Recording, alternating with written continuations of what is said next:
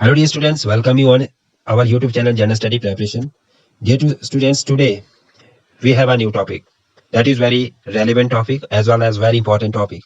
But before that, I want to tell you that we have special courses for your HPS, Allied Services, and NT, as well as TGT Arts, PGT in Political Science, Public Administration, Economics. If you are preparing for these all courses, then you must have to follow our YouTube channel and special classes for Indian polity and Indian economy. Today we'll discuss about the fundamental duties. What are the fundamental duties? जिसको हम हिंदी में कहते हैं मौलिक कर्तव्य, और ये अनुच्छेद 51A में दिए गए हैं, 51A में इसको शामिल किया गया है। उसके बाद इंट्रोडक्शन। किसी भी टॉपिक को स्टार्ट करने से पहले उसका इंट्रोडक्शन होना जरूरी है। Fundamental duties are defined in the as the moral obligation of all citizen. जो हमारे मौलिक अधिकार है वो प्रत्येक नागरिक के लिए उनकी नैतिक जिम्मेदारी के तौर पे परिभाषित किए गए। जो हमारे मौलिक कर्तव्य है, देखिए जो फंडामेंटल ड्यूटीज है, यानी कि इसको हम हिंदी में मौलिक कर्तव्य कहते हैं। मौलिक कर्तव्य का मतलब यही है कि इसकी रिस्पॉन्सिबिलिटी सिटीजन को खुद लेनी होगी। इसके लिए किसी कॉन्स्टिट्यूशनल प्रोविजन की जरूरत नहीं होनी चाहिए। इसके लिए इस मौलिक कर्तव्य को फॉलो करने के लिए कोई कानूनी व्यवस्था की जरूरत नहीं होनी चाहिए। इन कंपैरिजन हमें जरूरत पड़ती है, बट जो इस मॉरल ड्यूटीज का मतलब है, मॉरल ऑब्लिगेशन का मतलब है कि लोग स्वयं इतने जागरूक हो जाए कि वो सभी तरह के कर्तव्यों को स्वयं क्रियान्वयन करे। So fundamental duties are expected by the citizen of India, like direct principle of state policies are expected to be implemented by the state. देखिए सीधी सी भाषा में कहे कि जो मौलिक कर्तव्य है वो लोगों के द्वारा क्रियान्वयन होने चाहिए, जैसे कि हमारे राज्यों के नीति निर्देशक सिद्धांत राज्य सरकार के द्वारा क्रियान्वयन किए जाते हैं। 1976 में कांग्रेस पार्टी ने स्वर्ण सिंह कमेटी का गठन किया और इस कमेटी के माध्यम से जो कॉन्स्टिट्यूशन में फंडामेंटल ड्यूटीज है उसको इंसर्ट करने की कोशिश की गई, और इस कोशिश को संविधान के 42nd अमेंडमेंट एक्ट के द्वारा 1976 में इंसर्ट किया गया। और रिकमेंडेशन किसकी थी? स्वर्ण सिंह कमेटी की रिकमेंडेशन थी। नेक्स्ट चलेंगे, स्वर्ण सिंह कमेटी में क्या रहता है कि जो स्वर्ण सिंह कमेटी बनाई गई थी, उन्होंने कहा था कि जो फंडामेंटल ड्यूटी है that is enforceable by law, so but not legal provision for making them justiciable. इसको आप जस्टिसेबल बनाने के लिए, न्याय संगत बनाने के लिए किसी तरह का कानूनी व्यवस्था का प्रोविजन नहीं है। Hence, there is no provision of courts intervention to enforce fundamental duties. Although fundamental parliament has power through which it can make these duties enforceable by law. So, स्वर्ण Singh committee recommended 8 fundamental duties. जो स्वर्ण Singh committee थी उन्होंने 8 मौलिक कर्तव्यों को recommend किया था, but all recommendation of the committee were not accepted. Next is, at the time of insertion of fundamental duties, when it was inserted in the Constitution by 42nd Amendment Act 1976, the original number of fundamental duties was 10. And later on, by 86th Constitutional Amendment Act in 2002, one more duty was added, and the total number of fundamental duties now is 11. If we talk about the fundamental duties, then fundamental duties are divided into two parts, that is positive duties and negative duties. What are positive duties and what are negative duties? Positive duties means the duties for what every citizen are required to perform in a specific ways and manners and with certain obligation toward the nation. But in comparison to negative duties says that every citizen to refrain from certain acts, activities detrimental to national interest, like add your violence and renounce practice derogatory to the dignity of women's. Negative duty का मतलब है नकारात्मक कर्तव्य ऐसे होते हैं जो कि हमें नहीं करने चाहिए, जिससे कि हमारे देश की गरिमा, उसकी अक्षुण्णता, अखंडता पे किसी तरह की कोई सवाल पैदा हो। तो ऐसे कार्यों से प्रत्येक नागरिक को बचना चाहिए, या राष्ट्र हित में जो कार्य ना हो उनको करने से बचना चाहिए।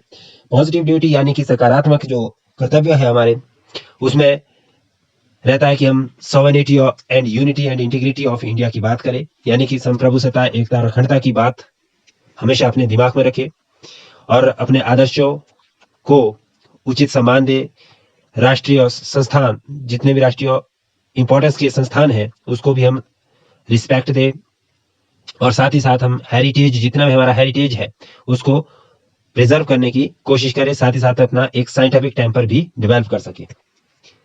नेक्स्ट इज हमारे पास जो 11 फंडामेंटल ड्यूटीज है उसको हम वन बाय वन इसमें पढ़ने की कोशिश करेंगे। पहला है to abide by constitution and respect its ideals and institution, the national flags and national anthem, यानी कि जितने भी हमारे राष्ट्रीय ध्वज है, राष्ट्रीय गान है, या राष्ट्र के कोई इंपॉर्टेंट संस्थान है, आदर्श है, उनकी हमें क्या करनी है, रिस्पेक्ट करनी है, आदर सम्मान देना है। यह पहली फंडामेंटल ड्यूटी है। अब जो सेकंड नंबर की ड्यूटीज है तो उसमें to cherish and follow the noble ideas of the freedom struggle, यानी कि स्वतंत्रता के लिए राष्ट्रीय आंदोलन को प्रेरित करने वाले उच्च आदर्शों को हृदय में संजोए रखें और उनका पालन करें। To uphold and protect the sovereignty, unity and integrity of India, इसका मतलब क्या है कि भारत की संप्रभुता, एकता और अखंडता की रक्षा करे तथा उसे अक्षुण्ण रखे। And to defend the country and render national services when required, इसका मतलब है देश की रक्षा करे और जब देश को, राष्ट्र को हमारी जरूरत हो तो हम अपनी सेवाएं देने के लिए तत्पर रहे। Next is to promote harmony and the spirits of common brotherhood amongst all the peoples of India, transcending religious, linguistic, regional, sectional diversities and to renounce practice derogatory to the dignity of womens, इसका मतलब है हिंदी में कि भारत के सभी लोगों में समरसता और समान भ्रातृत्व की भावना का निर्माण करे, जो धर्म, भाषा और प्रदेश या वर्ग आधारित सभी प्रकार के भेदभाव से परे हो, ऐसी प्रथाओं का त्याग करे जो स्त्रियों के सम्मान के विरुद्ध हो। So this was the fifth fundamental duty. Next is sixth fundamental duty, that to value and preserve the rich heritage of our composite culture, हमारी सामाजिक संस्कृति की गौरवशाली परंपरा का महत्व समझना और उसका परीक्षण करना महत्वपूर्ण रहेगा। And to protect and improve the natural environment including forest, lakes, river, wild life and to have compassion for living creature, यानी कि प्राकृतिक पर्यावरण जिसके अंतर्गत वन, झील, नदी व अन्य वन्य जीव आते हैं, उनकी रक्षा करना और संवर्धन करना तथा प्राणी मात्र यानी कि मानव भाव के लिए दया भाव रखना। And to value the scientific temper, humanism and spirit of inquiry and reform, इसका मतलब है कि वैज्ञानिक दृष्टिकोण से मानववाद और ज्ञानार्जन तथा सुधार की भावना का विकास करना। And next is to safeguard public property and adjure violence, सार्वजनिक संपत्ति की सुरक्षा करना और किसी भी तरह की हिंसा से अपने आप को दूर रखना, यह हमारी 9वीं मौलिक कर्तव्य है। उसके बाद to strive toward excellence in all spheres of individual and collective activity so that the nation constantly rises to higher level of endeavors and achievement, व्यक्तिगत और सामूहिक गतिविधियों के सभी क्षेत्रों में उत्कर्ष की ओर बढ़ने का सतत प्रयास करना, जिससे कि राष्ट्र प्रगति की और निरंतर बढ़ते हुए उपलब्धि की नई ऊंचाइयों को छू सके। The last one is that is added by 86th Amendment Act 2002, a parents or guardian to provide opportunity for children to his for education to his children and what as the case may be between the age of 6 to 14 years, यानी कि 6 से 14 वर्ष तक की आयु के बीच के अपने बच्चों को शिक्षा के अवसर उपलब्ध कराना, यह कर्तव्य 86th संविधान संशोधन अधिनियम 2002 द्वारा जोड़ा गया है। ये थी हमारी 11 फंडामेंटल ड्यूटीज, यानी कि हमारे 11 मौलिक कर्तव्य। इसके बाद कुछ और इसमें इंपॉर्टेंट चीजें हैं जो समझना हमें एग्जामिनेशन पॉइंट ऑफ व्यू से बहुत ज्यादा जरूरी है कि fundamental duty have references from USSR and Japanese constitution. जो हमारे फंडामेंटल ड्यूटीज है उनका रेफरेंसेस हम यूएसएसआर और जापानीज कॉन्स्टिट्यूशन से लेते हैं। And the Japanese constitution is only the constitutions, world constitutions which has democratic constitutions and containing duties of citizen, यानी कि जापान का एकमात्र ऐसा लोकतांत्रिक संविधान है पूरे संसार में जिसमें कि लोगों के लिए कर्तव्यों को निहित किया गया है। And fundamental duties were included to make people responsible and disciplined. People were concerned only for their rights, and it was realized that along with rights, people must have some duties to be performed.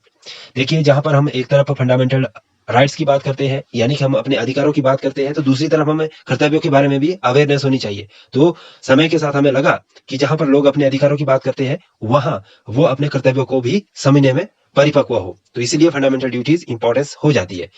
although fundamental duties are not legally enforceable, हालांकि जो हमारी fundamental duties है या मौलिक कर्तव्य है वो कानूनी तौर से एनफोर्सेबल नहीं है, लेकिन but they generate a sense of responsibility toward Nations among the citizen. ये हमारे राष्ट्र के प्रति लोगों के अंदर एक सेंस की भावना, एक वेल मैनर की भावना पैदा करती है। Fundamental duties are applicable only to citizen. जो हमारे मौलिक कर्तव्य है वो देश के नागरिकों के लिए ही एप्लीकेबल है, एलियंस के लिए इसकी कोई परिभाषा नहीं है। इसके बाद हम देखें अगर, तो there are some indirect provisions which are related to punishment for not implementing this duties.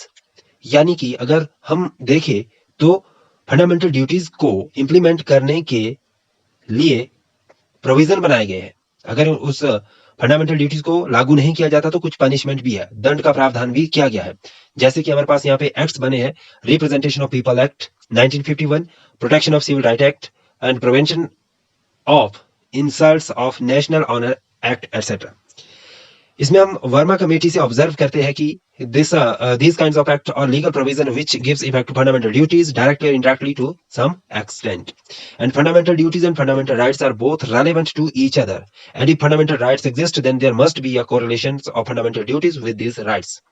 यानी कि अगर हम कहें, अगर फंडामेंटल ड्यूटीज और फंडामेंटल राइट बोथ एक दूसरे के साथ परस्पर संबंधित है और दोनों का आपस में इतना गहरा संबंध है कि अगर जहां पे हमें अधिकारों की बात आती है, मौलिक अधिकार की हम जहां बात करते हैं, तो वहां पर हमारे मौलिक कर्तव्य स्वतः ही पैदा हो जाते हैं। अब यहाँ पे हम देखें कि जो सेंस फंडामेंटल जो ड्यूटी है वो ऑटो जनरेटेड है। जैसे कि अब देखें यहाँ पे the respect for rights of others and this creates the necessity of fundamental duties. जब हम दूसरे व्यक्तियों के अधिकारों के लिए रिस्पेक्ट देंगे तो ऑटोमेटिकली हमारे अंदर मौलिक कर्तव्य पैदा हो जाएगी, हम स्वतः ही मौलिक कर्तव्यों को फॉलो करना शुरू कर देंगे। If a person does not feel any duties toward his nations and others then he can use illicit और illegal means to achieve his ends. यदि कोई व्यक्ति राष्ट्र के प्रति या दूसरे व्यक्ति के प्रति किसी तरह के अपने कर्तव्यों को नहीं समझता तो वो अपने उद्देश्यों की पूर्ति के लिए किसी भी हद तक जा सकता है, चाहे वो लीगल हो चाहे इलीगल हो। इसी तरह से हम देखते हैं कि the inclusion of fundamental duties brought Indian Constitution at par with Article 29 Clause 1 of the Universal Declaration of Human Rights, and it is unique in India to include the duties to develop scientific temper, humanism, and the spirit of inquiry and reforms. This helps to in removing superstition in Indians. This was very important. And the last one, that National Commission on Working of Constitution 2000 to 2002, headed by M.N. Venkataialam, recommended for the introductions of following fundamental duties. First is duty to vote in election, actively participate in democratic process of governance, duty to pay taxes, duty to foster a spirit of family value and responsible parenthood in matters of education, physical or moral well-being of children, duty of industrial organization to provide education to children of their employees. So this was all about the fundamental duties. If you haven't subscribed our YouTube channel, please subscribe, like, share, and if you want to learn live with us, then follow us at Gurukulam Coaching Institute from Play Store. Thank you.